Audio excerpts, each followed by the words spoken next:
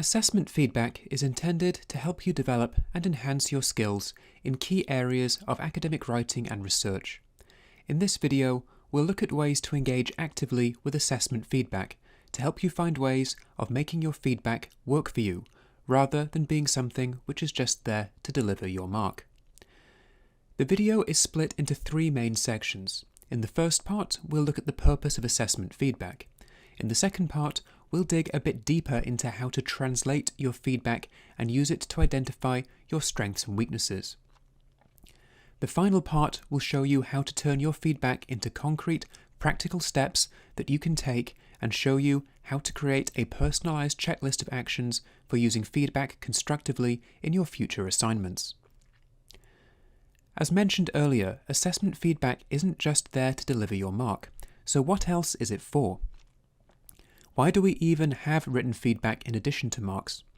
The main reason is to offer you information that will help you to understand your strengths and weaknesses and develop practical strategies you can use to work with them. Beyond giving you a mark, feedback is also meant to deliver the following guidance. As you can see from this list, feedback is not just about marks, and the purpose of written feedback isn't just to point out what you've done wrong. It's also meant to help you navigate the trickier aspects of academic writing and research, such as academic style, criticality, and working with existing scholarship. It's intended to help you become more familiar and more confident with the conventions and challenges of academic writing and research. That said, it can be difficult to see exactly how feedback is supposed to do this. We all struggle with feedback, and even experienced writers and researchers can be completely floored by feedback that's unexpected, that's difficult to understand, or that doesn't seem to offer us anything constructive. This quotation from Brown offers a useful perspective here, and whilst this excerpt is focused on students specifically, it's worth repeating that this applies to all of us. Whether it's your first essay or a peer review from an academic journal, we tend to see only what we want to see and end up focusing on two things. Firstly, we give more weight to feedback that confirms our existing expectations and biases. Secondly, we usually place much more emphasis on negative feedback, homing in on that one harsh comment and ignoring the praise that surrounds it. The other thing to consider is that feedback often seems unhelpful because it doesn't appear to offer us any practical steps we can take in order to improve. This applies particularly to comments on the more obscure aspects of academic writing and research. One of the key purposes of feedback is to demystify things like critical thinking and writing, building an argument, and producing a well-structured and analytical piece of work. However, simply being told to be more critical or to work on your structure doesn't initially seem to be very helpful. We might know we need to work on these things, but as Higgins points out here, it can be hard to figure out exactly what is meant by such comments and how to make sense of them.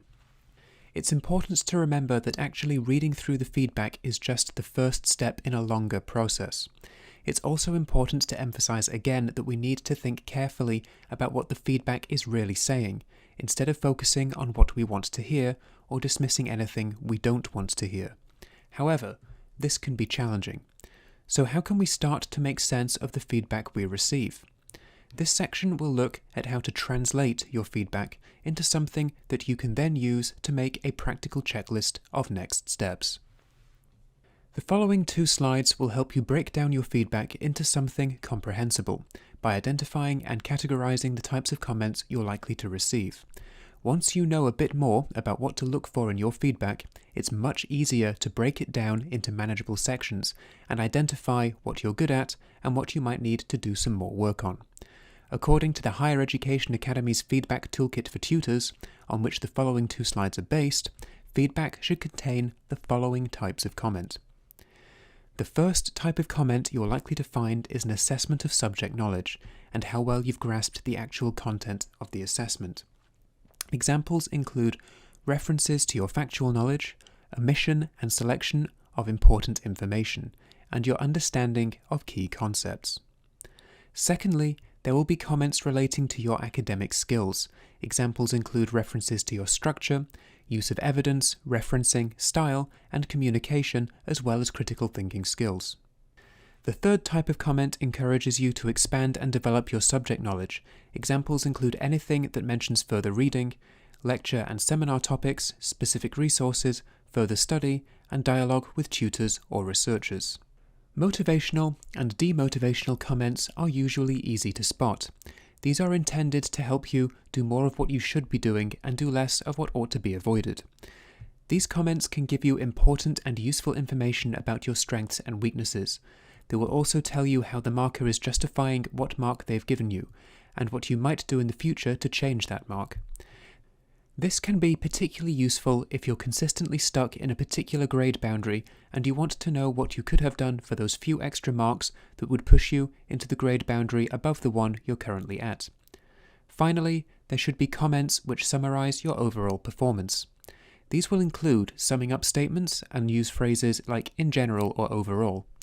Crucially, this sort of comment will usually refer back to the marking scheme so that you can see why you've received the mark you've received and what you can do next. We're going to move on now to some key tips for handling both negative and positive feedback. Both can take us by surprise, and both can be unexpectedly difficult to handle. We'll start with how to handle negative feedback. Negative feedback is difficult no matter what stage you're at, and as noted earlier, even experienced researchers receive feedback that seems harsh and unwarranted. The key thing to remember here is not to take it too personally, with the enormous caveat that this is vastly easier said than done. Feedback is an assessment of one piece of your work, just a snapshot of what you're capable of. It is not an assessment of you personally, and it is not an assessment of your overall competence.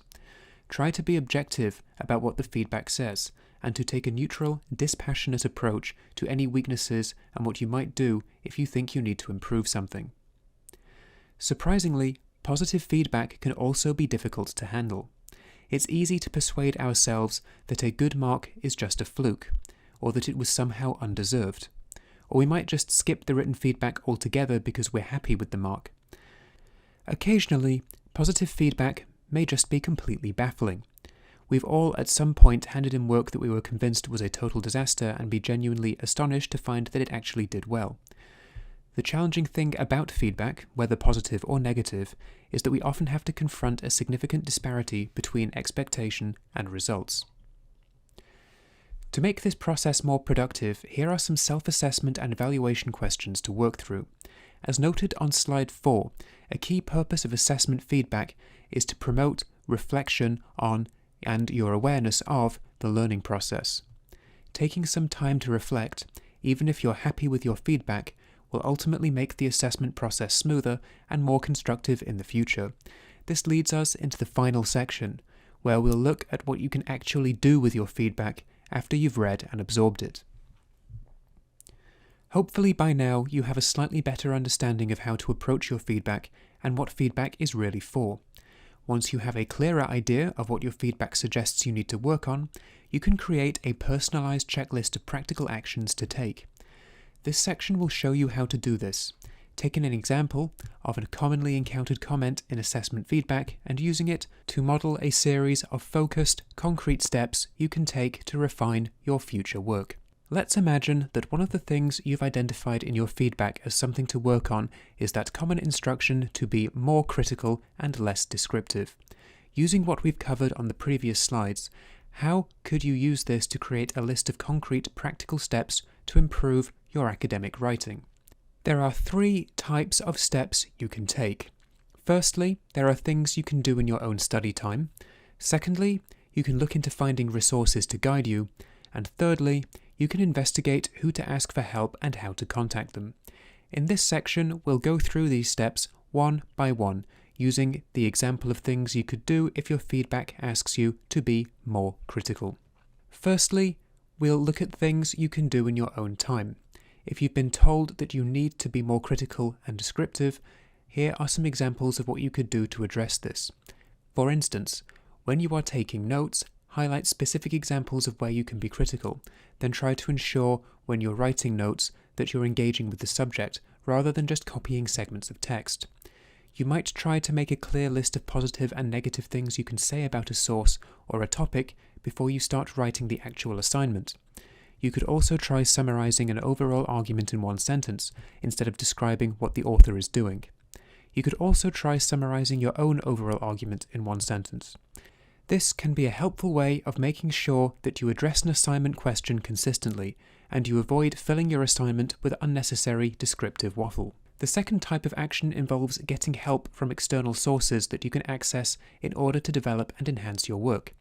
Examples of this include checking Newcastle's Academic Skills Kit for further guidance, or consulting the Academic Phrase Bank for sample sentences. Other sources might include your module or faculty handbook and any other guidance from your course.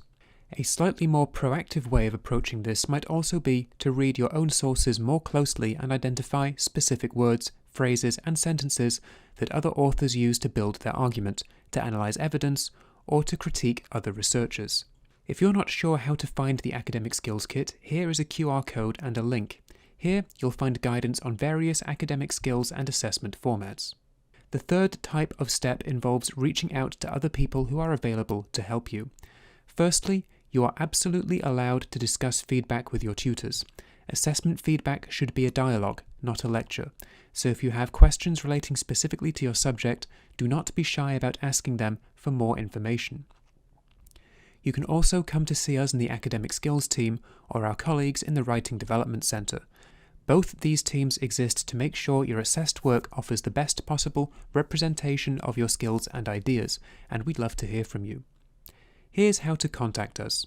Drop-ins with the Academic Skills team are held on Tuesdays from 2 until 4 and Thursdays from 10 until 12. You can discuss any aspect of your assessed work with us, from first draft to feedback. If you have any questions, please don't hesitate to get in touch. Thank you for joining us.